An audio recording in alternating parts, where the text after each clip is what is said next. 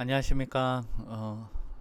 신앙의 궁금증을 다루는 묘동교회 이완 목사입니다. 오늘은 구원에 대한 주제를 가지고 이야기 나눌 텐데요. 얼마 전에 카톡방에서 부끄러운 구원에 대한 이야기를 하신 분이 계셔요. 그 질문을 받아서 오늘 그 부분을 좀 다뤄보고자 합니다. 최근에 영화를 보신 분이 계실지 모르겠습니다. 저도 영화를 참 좋아하는데 요즘은 아무래도 코로나19 때문에 극장에 가기가 꺼려지죠. 그래서 오늘 좀 지난 영화이지만은 여러분이 한번 보셨을 것 같은 영화인데 한번 그 영화 이야기로 좀 이야기를 시작해 보고자 합니다. 샬롯의 거미줄이라는 영화입니다. 이 주인공 펀이 가슴에 끌어안고 있는 작고 조그만 돼지, 봄에 태어난 돼지예요. 바로 윌버입니다. 너무 약하고 먹을 젖이 없어 태어나자마자 죽을 뻔했는데 주인의 딸인 펀의 보호로 인해서 목숨을 건집니다. 하지만 이 윌버는 겨울을 나지 못하고 훈제시로 끌려가서 햄이나 베이컨이 될 운명이었죠. 내세울 게 없는 돼지였습니다. 그런데 그 헛간에 있는 여러 생명체 중에 볼품 먹고 다들 징그러워하는 샬롯 아줌마가 있었습니다. 그 샬롯 아줌마는 바로 거미였습니다.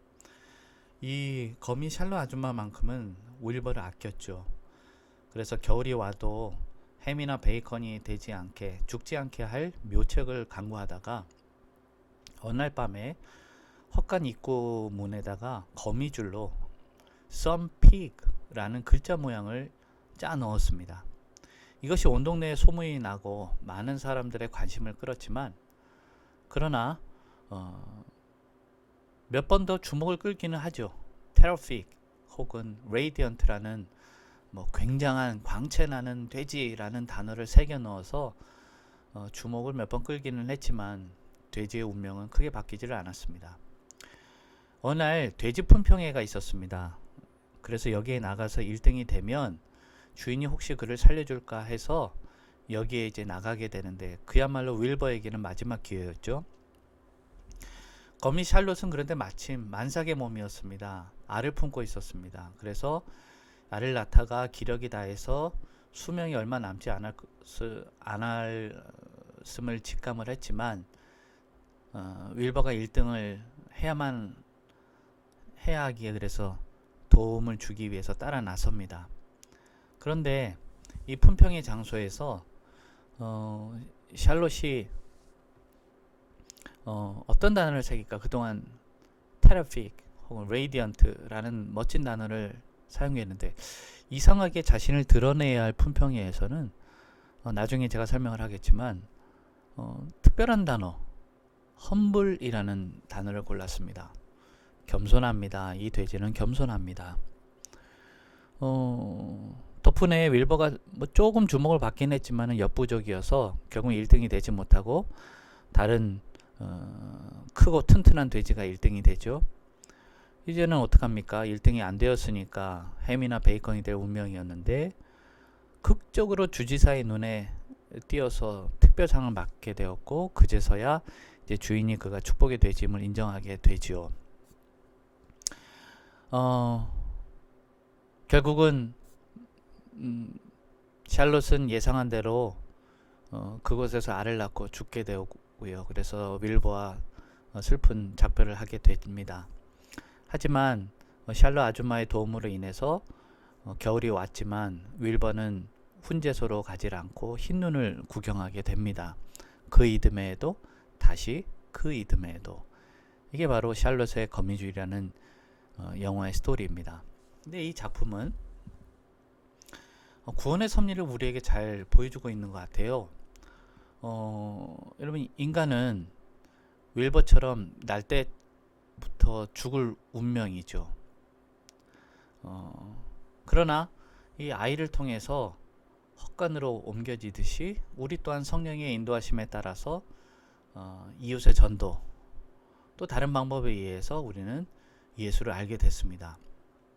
또 자신을 희생해서 윌버를 살려준 샬롯처럼 세상에 인정하지 않는 예수님은 자신을 드러내지 않고 혼신을 다해서 죄인인 우리를 아버지 하나님 앞에서 변호해 주셨습니다. 샬롯은 예수님처럼 자신이 죽을 것을 알면서도 돼지 윌버를 따라가서 도와주죠. 예수님도 마찬가지셨습니다. 하나님의 뜻에 따라 죽음으로써 우리에게 구원의 길을 열어주셨습니다. 징그러운 다리와 혐오스러운 모습 때문에 모두가 샬롯을 피하고 샬롯의 진가를 알아주지는 않았지만 그녀는 자신이 할 일을 했습니다. 바로 윌버를 살려낸 것이죠. 그리고 죄악된 인간도 예수님을 목수의 아들로만 보고 그분의 하나님의 아들 되심에 주목하지 않았고 또 그분의 말도 듣지 않았지만 그러나 샬롯 아줌마는 사람을 살려내는 돼지를 살려내는 일을 해내고야 말았습니다. 여러분, 이렇게 샬롯 아줌마가 윌버 돼지를 살려낸 것을 일종의 구원이라고 볼 수가 있겠죠. 그러면 그 구원은 뭘까요? 만일 이 구원이 그 수가 정해져 있어서 정해진 수 그 이상의 인원은 구원을 받을 수 없다고 하면 어떻게 될까요? 이것은 상대평가입니다. 우리가 아무리 잘해도 더 잘한 사람이 있다면, 조금이라도 더 잘한 사람이 있다면 떨어지는 거죠. 이게 바로 세상의 양육강식 원리입니다. 만일 구원이 이런 양육강식의 방식으로 구원받는다면 어떻게 될까요? 근데 감사하게도 다행히도 하나님은 상대평가를 하지 않으십니다. 하나님은 모든 믿는 자에게 구원을 선물로 주시는 분이십니다. 돼지 윌버가 1등을 할 수준은 못했습니다. 어릴 때부터 젖을 많이 못 먹고 자랐죠. 하지만 또 다른 상을 받았습니다. 즉 주지사의 특별상을 받고 목숨을 구합니다. 이것이 바로 하나님의 은혜이고 평가 원리인 것입니다. 이런 멋진 나의 모습 때문에, 빛나는 모습 때문에, 즉 sun peak, terrific, radiant, 이것 때문에 구원에 이르는 것이 아닙니다. 윌버가 샬롯으로부터 품평회에서 어떤 단어를 선물로 받았죠? 아까 제가 나 좀 말씀드리겠다고 했죠. humble입니다. 이 돼지는 겸손합니다. 이 단어를 선물 받았고 이것이 주지사와 주인의 마음을 돌리죠. 저는 이 샬롯의 거미줄이라는 이 영화의 이 험블이라는 단어가 굉장히 저에게 큰 감동을 주었습니다. 여러분, 태초에 죄악이 어떻게 들어왔습니까? 마귀가 교만을 심어놨죠. 그래서 하나님처럼 되고자 하는 욕심 때문에 아담과 하와가 불순종하고 선악과를 먹지요. 여러분, 교만은 마귀의 속성입니다. 그래서 우리가 내 안에 있는 이 교만을 버리고 겸손해지기 전에는 진정한 구원에 이룰 수 없음을 알려주는 대목입니다. 이것은 값없이 구원받는 사람은 반드시 겸손할 수밖에 없다는 뜻도 되는 것입니다. 그래서 마태복음 11장 29절에서 30절에 있는 말씀을 보시면 주님께서 이렇게 말씀하고 계십니다. 나는 마음이 온유하고 겸손하니 나의 멍에를 메고 내게 배우라. 그리하면 너희 마음이 쉼을 얻으리니 이는 내 멍에는 쉽고 내 짐은 가벼움이라 하시니라 하셨습니다. 여러분, 돼지 윌버가 자칫 잘못하면 끌려가게 되었을 그 훈제소, 햄이나 베이컨이 될 그곳은 여러분, 불타는 지옥이 아니었을까요? 윌버는 착한 마음씨를 가졌어요. 영화를 보시면요. 그런데 그 돼지 윌버의 착한 마음도 훈제소에서 베이컨이 될 운명을 피하는 데는 아무 도움도 주지 못했습니다. 그의 돼지라는 정체성은 식용이지 애완용이 아니었기 때문입니다. 이는 우리도 마찬가지로 우리는 죄인으로 태어났습니다. 근데 우리는 그래서 영원히 죽을 수밖에 없고 아무리 내가 착한 일을 해도 선행으로도 구원받을 수 없고 스스로의 나의 힘으로는 이 불타는 지옥을 피해갈 수 없음을 뜻하는 것이죠. 근데 돼지 윌버가 영화를 보셔요. 아무것도 한 것이 없습니다. 돼지 윌버는 그에게는 아름다움도 없었고 지혜도 없었습니다. 이것이 굉장히 중요한 대목입니다. 구원은 인간의 행위로 받는 것이 아니죠. 인간은 아무 자격도 공로도 없습니다. 구원은 오로지 하나님이 우리에게 값없이 주시는 감격적인 선물인 것이죠. 제가 목회를 하다 보면 많은들 중에 이 행위 구원에 대한 생각을 많이 하시는 분이 계셔요. 구원을 받으려면 교회 등록을 한 후에 헌금도 많이 내야 되고 또 평생 남을 도우면서 사랑하고 하나님 앞에 죽도록 충성해야 된다 생각하는 사람들이 있습니다. 그러나 이것은 잘못된 생각입니다. 이런 구원은 결코 어려운 것이 아닙니다. 우리 가운데 어린아이도 또 가난한 자도 약한 자도 힘없는 자도 받을 수 있는 것이 구원입니다. 그리고 구원은 딱 한 번 영원히 받는 것입니다.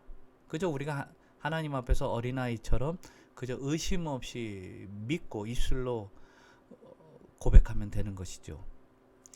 여러분, 그런데 우리가 구원을 받고 나서도 이거 하나님 내가 잘못해서 내가 구원을 잃어버리는 것이 아닌가? 라는 두려움이 있는 분들도 계셔요.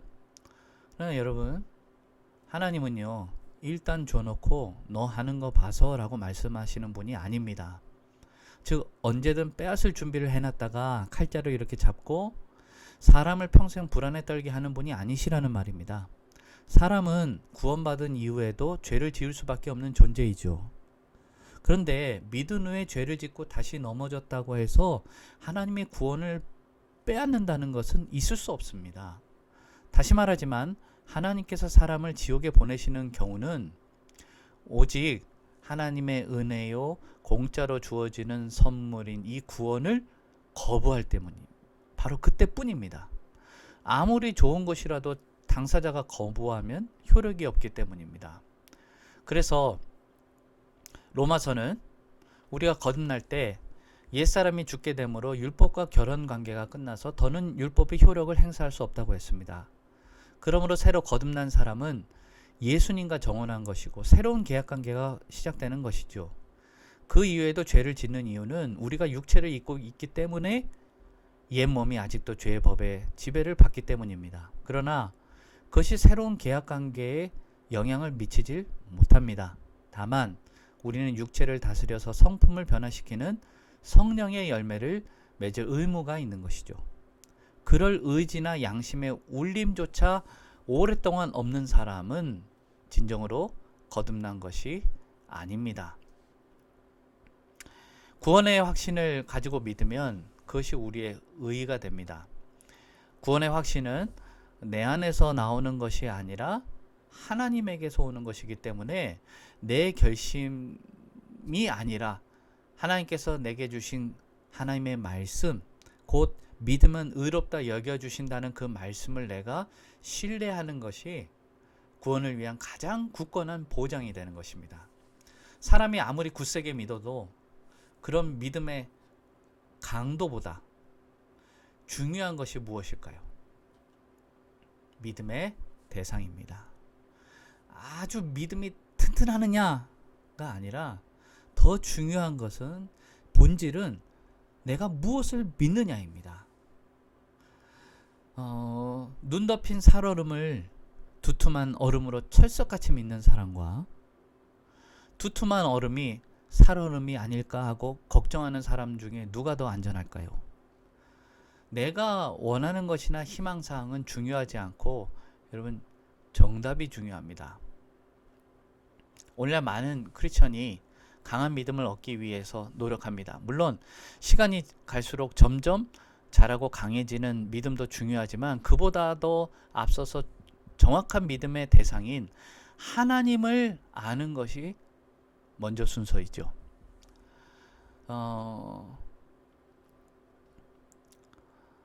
혹시 식당을 가셔서 밥을 사시는 편이신가요? 아니면 내가 밥을 얻어먹는 편이신가요? 저에게는 한 가지 이런 원칙이 있는데, 철칙이 있는데, 예를 들어서 지갑에 제가 10,000원짜리만 있다고 합시다.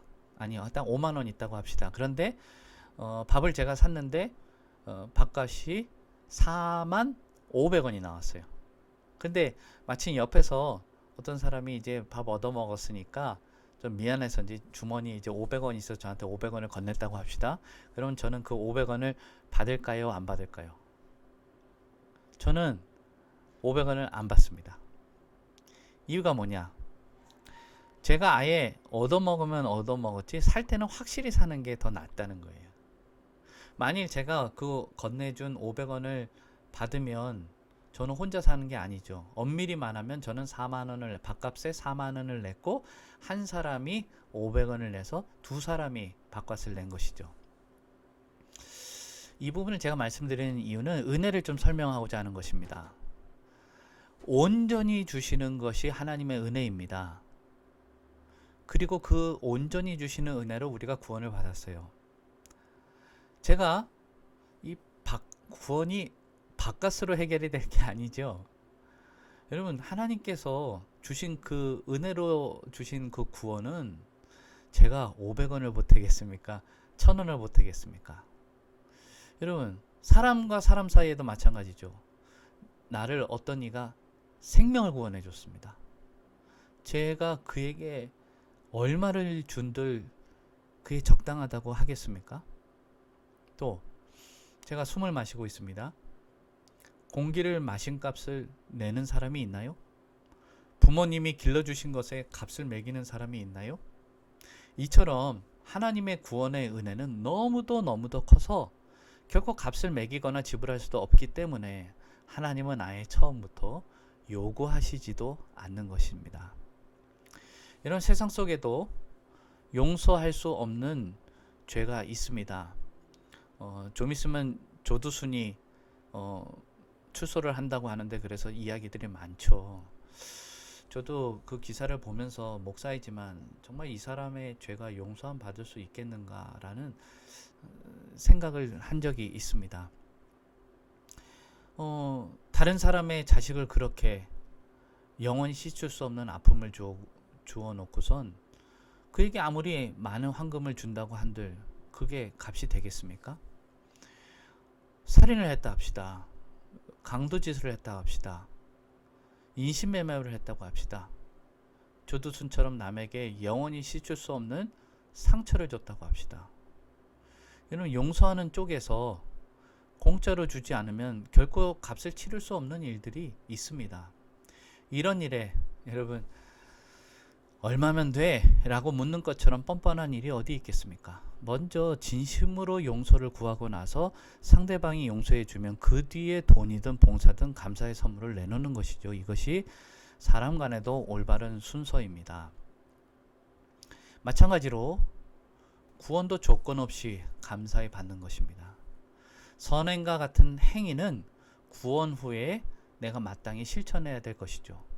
내가 뭐라도 해야 덜 찜찜하고 그나마 양심이 있는 것처럼 느껴져서 내가 교회 열심히 다니고 헌금을 내고 이웃을 돕는 등의 구원에 자기 행위를 보태려고 하는 것은 사실은 갚을 수 없는 은혜를 주신 하나님을 죄송하지만 모욕하는 것입니다. 하나님은 어린아이와 같은 자를 사랑하신다 하셨습니다. 순전한 마음으로 믿고 계산하지 말고 기쁘게 구원의 선물을 받으십시오. 인간의 행위와 선행과 재물로 우리가 천국을 살 수 있을까요? 하나님은 그런 것 좀 없어도 되는 분이십니다. 여러분, 우리의 인간의 의는 더러운 누더기와 같습니다. 그러므로 내가 죽을 때까지 행위와 사람의 의로 얽어매는 것은 참 기독교가 아니고요. 참된 진리도 아니고 참된 복음도 아닙니다. 갖은 고행과 헌금으로 천국을 사는 종교도 올바른 기독교가 아닌 것이죠. 그렇다면 결론을 내려보겠습니다. 부끄러운 구원, 참 큰 오해가 있는 주제인데 그래서 이것을 차등 상급론이라고 이야기를 합니다. 그러니까 상에 등급이 있다는 것이죠. 하지만 결론적으로 부끄러운 구원은 없습니다. 이런 부끄러운 구원이 만일 있다면 반대로 구원에 합당한 자격을 갖춘 사람이 있을 수 있다는 얘기입니다. 하지만 구원은 전적인 하나님의 은혜이고 우리 편에서는, 사람 편에서는 그 자격을 갖출 사람은 아무도 없습니다. 또 한편 구원 자체는 말할 수 없는 영광이기 때문에 부끄러운 모습으로 들어가는 사람은 아무도 없습니다. 여러분, 천국 잔치에 들어갈 때 우리의 신랑 되신 예수님께서 우리에게 그 부끄러운 누더기 채로 천국 잔치에 들어오게 하실까요? 아니죠. 하나님은 우리 한 사람 한 사람을 아름다운 신부처럼 영광스럽게 보배스럽게 귀하게 단장해 주시는 것입니다. 부끄러운 구원은 없습니다. 그러므로 사랑하는 우리 신앙의 궁극증을 수강하시는 모든 여러분, 이런 말할 수 없는, 값으로 매길 수 없는 놀라운 구원을, 이 영광된 구원을 하나님께로부터 우리가 받았습니다. 이 구원을 받은 자로서 그 은혜에 감격하면서 주를 위해 사는 저와 여러분 한 사람 한 사람 될 수 있기를 간절히 주님의 이름으로 축원합니다. 그럼 다음 시간까지 여러분 평안하시길 바랍니다. 내일은 주일입니다. 또 예배를 통해서 말씀을 통해 함께 뵙겠습니다. 그러면 평안하십시오. 감사합니다.